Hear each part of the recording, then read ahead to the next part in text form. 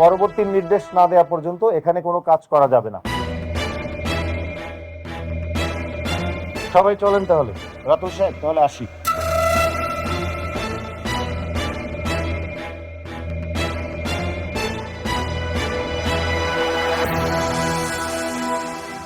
খেলা কিন্তু আবার জমে গেছে।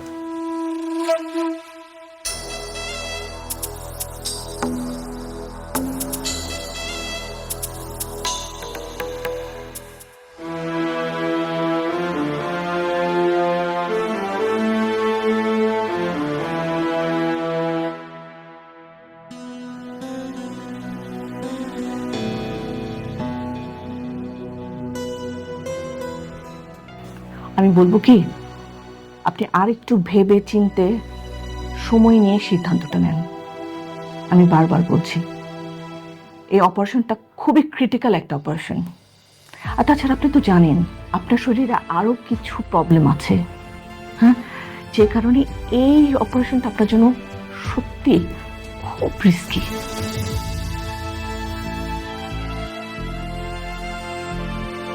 আমি সব রকম রিস্ক নিতে চাই, আপনি ব্যবস্থা করুন। Well and good. আমাদের তো টেস্ট সবই হয়ে গেছে, রিপোর্টও সব এসে গেছে। তাহলে আপনারা যদি রাজি থাকেন, আমরা কালকে বিকেলের মধ্যে অপারেশনটা করে ফেলতে পারি। Okay, thank you. Best of luck. Ma'am, yes. আপনার রাউন্ডের সময় হয়ে গেছে। Oh sure, I have to go. আমি আবার আপনাদের অনুরোধ করব, আপনারা আরেকটু সময় নিয়ে ভাবেন, ডিসিশন নেন। আর যদি ফাইনালি করে ফেলেন যে অপারেশন করবেন, তাহলে পরে আপনারা একটু অ্যাকাউন্টসে যোগাযোগ করবেন, ঠিক আছে?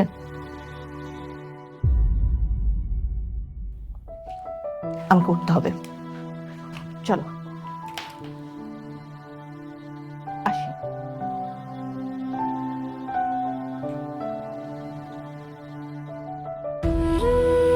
বৃষ্টি, কেন শুধু শুধু নিজের জীবনে এত বড় একটা রিস্ক নিচ্ছ বল? তোর কি দরকার এখন সন্তান নেওয়ার? সন্তান না নিলে তো অনেকে আমাকে ডিভোর্স দিতে চাচ্ছে। আমি যদি সন্তানের মা হতে না পারি, তাহলে আমি কিভাবে অনেকের সামনে স্ত্রীর অধিকার নিয়ে দাঁড়াবো বলো? দরকার নেই এরকম অধিকারের। দেখো বৃষ্টি, যে তোমাকে ভালোবাসবে, যে তোমাকে মন থেকে ভালোবাসবে, সে কখনো অজুহাত দেখাবে না যে আমার জন্য হাত কাটো তাহলে আমি তোমাকে ভালোবাসবো, আমার জন্য আত্মহত্যা করো আমি তোমাকে ভালোবাসবো। সে কখনো এই অজুহাতগুলো দেখাবে না। বৃষ্টি, বৃষ্টি, আমি তোমাকে বিয়ে করবো। বৃষ্টি, চলো না আমরা সব কিছু ভুলে গিয়ে আমরা বিয়ে করি আর ছোট্ট একটা সংসার করি। হ্যাঁ, হয়তো তোমার সন্তানের কারণে আমাদের ঘরটা খালি খালি লাগবে, কিন্তু আমি আমার বৃষ্টিকে তো পাবো। বৃষ্টি, তুমি আমার এই কথাটা রাখো। আমি সত্যি তোমাকে অনেক ভালোবাসি, অনেক ভালো রাখবো, অনেক সুখে রাখবো। দেখো সাব্বির, আমি জানি তুমি আমাকে প্রচন্ড ভালোবাসো। আমি তোমার ভালোবাসাকে সম্মান করি, কিন্তু বিশ্বাস করো, আমি আমার জীবনে অনেকে ছাড়া অন্য কাউকে ভাবতেই পারি না। আমার ওকেই লাগবে, এই জন্য যা করতে হয় আমি তাই করব।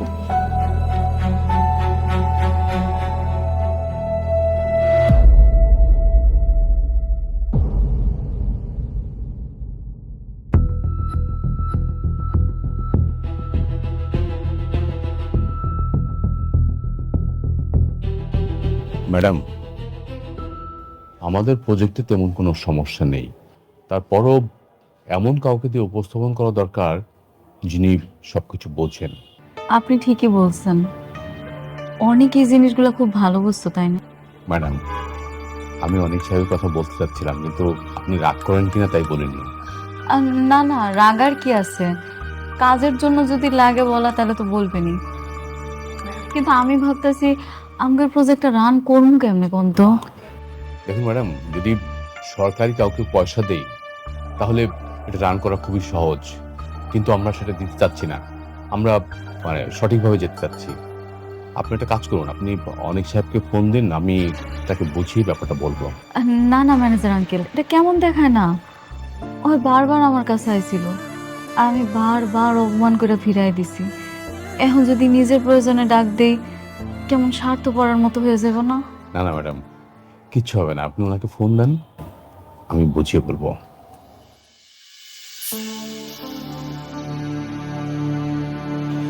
আচ্ছা ঠিক আছে।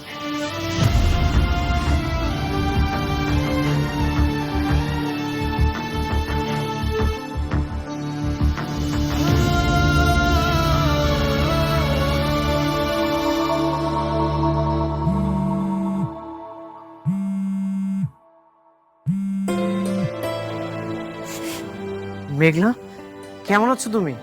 আমি ভালো আছি। আচ্ছা অনেক, তুমি কি ব্যস্ত আছো? হ্যাঁ, আমি ফ্রি আছি। কেন, কি হয়েছে? একটু দরকার ছিল, তুমি একটু তাড়াতাড়ি আমাকে অফিসে আসতে পারবা? বুঝতে পারবো, আমি এখনই আসছি। আচ্ছা ঠিক আছে, তাহলে একটা কাজ করি, আমার গাড়িটা পাঠিয়ে দিতেছি, তুমি চলে আসো। না না, তোমার গাড়ি পাঠানো লাগবে না। তোমার গাড়ি আসতে আসতে আমি নিজেই চলে আসবো। আচ্ছা ঠিক আছে। আসতেছে বললো। ওরা আমাকে যে প্রজেক্টটা দিয়ে কেড়ে নিয়েছিল, সেই প্রজেক্টটা আজকে বন্ধ করে দিয়ে আসলো।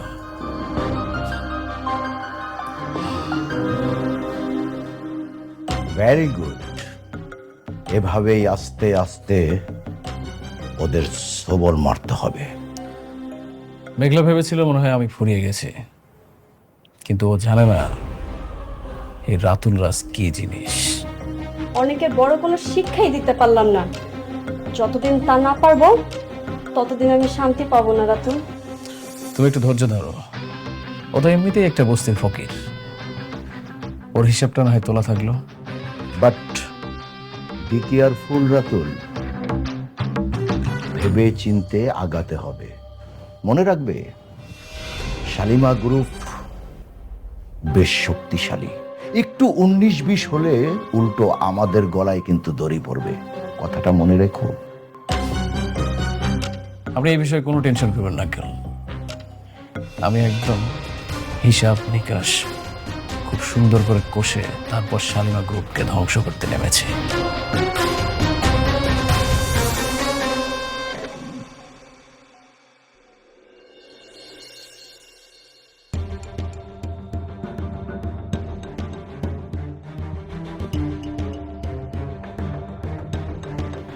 কোনো সমস্যা আছে? আমি তো দেখতেছি সবকিছু মোটামুটি ঠিকই আছে, তারপর ওই সরকারি লোকটা কেন কাজ বন্ধ করে দিল? সবই দেখলাম, পরিষ্কারভাবে বোঝা যাচ্ছে এই সব কিছুই রাতুল ষড়যন্ত্র করে সাজিয়েছে। কি রাতুল করাইছে? পুরো দেশটাই এখন টাকা পয়সার উপরে চলে, দুনিয়া হচ্ছে টাকার গোলাম। তুমি চিন্তা করো না, দিল? সবই দেখলাম, পরিষ্কারভাবে বোঝা যাচ্ছে এই সব কিছুই রাতুল ষড়যন্ত্র করে সাজিয়েছে। কি রাতুল করাইছে? পুরো দেশটাই এখন টাকা পয়সার উপরে চলে, দুনিয়া হচ্ছে টাকার গোলাম। তুমি চিন্তা করো না, আমি তো আছি, আমি সবকিছু দেখে নিব। থ্যাংক ইউ অনেক শেফ, আমরা জানতাম যে আপনি পারবেন। রাতুল ছেলেটা বড় বেয়াদব, সব জায়গায় না সবার ক্ষতি করে বেড়ায়। রাতুল আমার পুরো জীবনটাই ধ্বংস করে দিয়েছে, সবকিছু এলোমেলো করে দিয়েছে।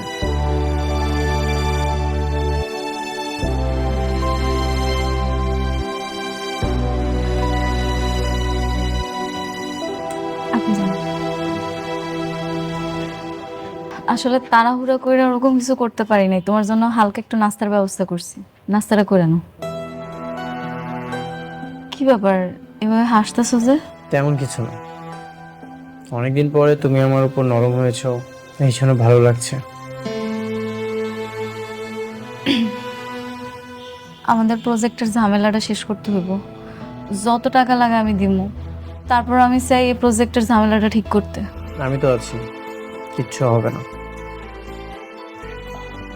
ম্যাডাম আমি একটু আসছি। Thank you. ঠিক আছে তাহলে। না খাবারটা খাও।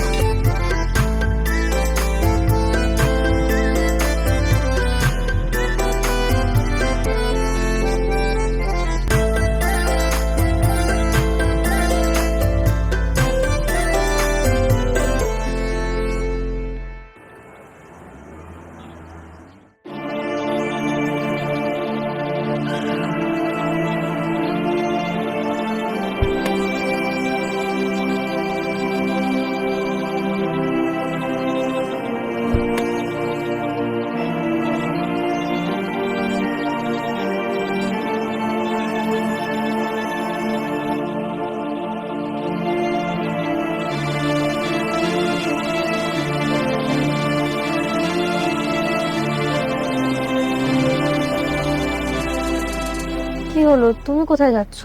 কেন, তোমার সাথে যাচ্ছি। না, তোমাকে কোথাও যেতে হবে না, তুমি এখানেই থাকো, আমি আসছি।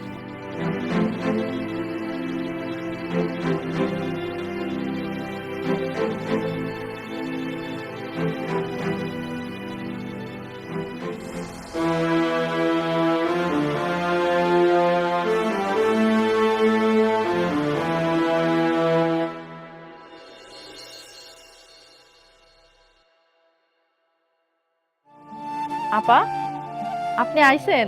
কেমন আছেন? এই তো আপা, ভালো আছি। বাবুর কি খবর?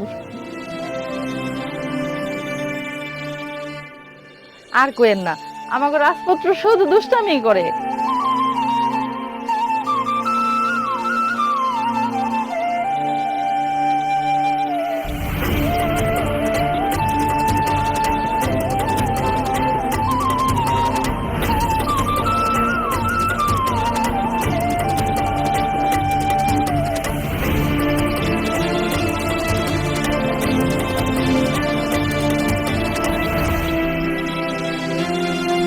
আপা, আপনার চোখে পানি, আপনি কাঁদতেছেন কেন? ও কিছু না আপা, কালকে আমার অপারেশন। জানি না বাঁচবো নাকি মরে যাব। যদি আর না ফিরি তাহলে ভাববেন আমি আর এই পৃথিবীতে নেই। কিসের অপারেশন? কি হয়েছে আপনার? আমার তো কখনো সন্তান হবে না, কিন্তু প্রত্যেকটা মেয়েরই তো স্বপ্ন সে মাতৃত্বের স্বাদ গ্রহণ করবে, তার একটা ছোট্ট সন্তান থাকবে, সারাক্ষণ মা মা বলে ডাকবে। জানে না পা, এই সন্তানের জন্য না আমার সংসারটাও ভেঙে যাচ্ছে। এই অপারেশনটা করে যদি আমার সন্তান হয় তাহলে আমার সংসারটাও টিকে যাবে। এই জন্যই আমি অপারেশনটা করছি। আপনার কিচ্ছু হইব না আপা, আপনার জন্য দোয়া করি, আপনি জানি তাড়াতাড়ি সুস্থ হয়ে ফেরেন। যদি সুস্থ হয়ে ফিরি তাহলে তো আলহামদুলিল্লাহ, তখন আবার আসবো। ওর দিকে খেয়াল রাখবেন আপা, আমি না থাকলেও যেন ওর যত্নে কোনো অবহেলা না হয়।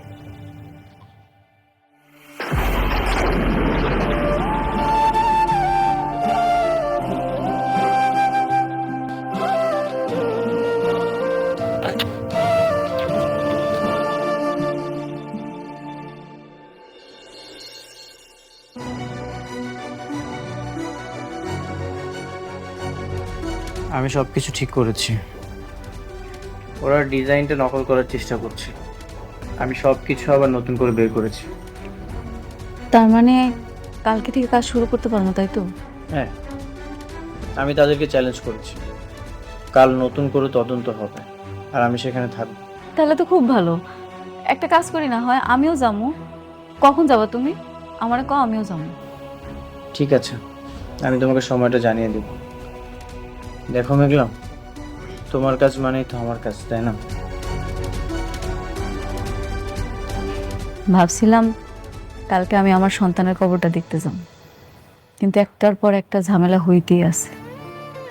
জানি না এই ঝামেলা শেষ হইব কবে। আগে ঝামেলাটা শেষ হোক, তারপর না হয় আমি আমার সন্তানের কবরটা দেখি। তুমি চাইলে যেতে পারো, আমি সব কিছু সামলে নিব। তুমি তো এখন পর্যন্ত বাবুর কবরটা দেখোনি। তুমি নিজের হাতে আমার সন্তানের কবর দিছিলা না? হ্যাঁ। তোমার কি একটুও খারাপ লাগে নাই? বুকটা ফেটে যাচ্ছিল। বাবা হয়ে নিজের সন্তানকে ধরে রাখতে পারিনি।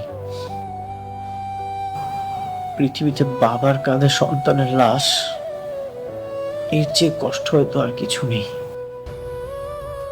থাক এসব কথা, অনেক রাত হয়েছে, যাও তুমি তোমার বাসায় যাও, কালকে তোমার লগে দেখা হইবে। ঠিক আছে বাবা, মা, আসো।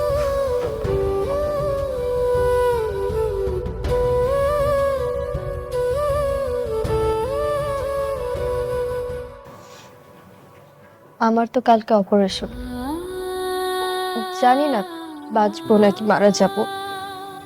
আমি চাই আমার অপারেশনের আগে অনেককে আসতে বলবো। ওকে ওর সন্তানের কথা বলে যাব।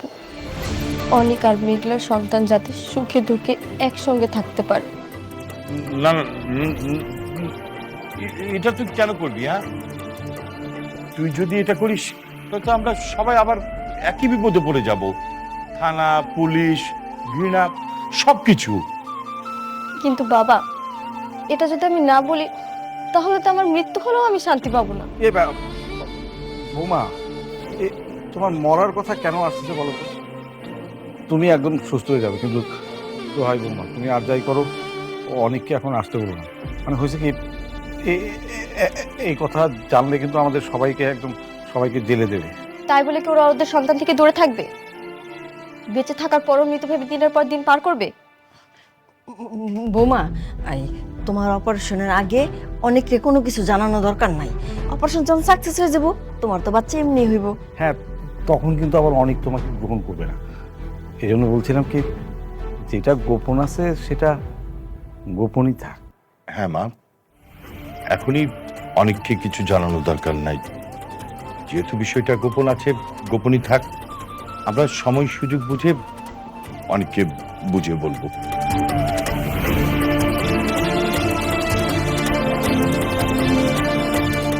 আচ্ছা, কি ব্যাপার? ওনারা কেউ আসছে না কেন? আর আমরা এখানে আর কতক্ষণ অপেক্ষা করবো? কাজ করাতে হলে তো আসতেই হবে। দেখি আর একটু সময় আসে কিনা।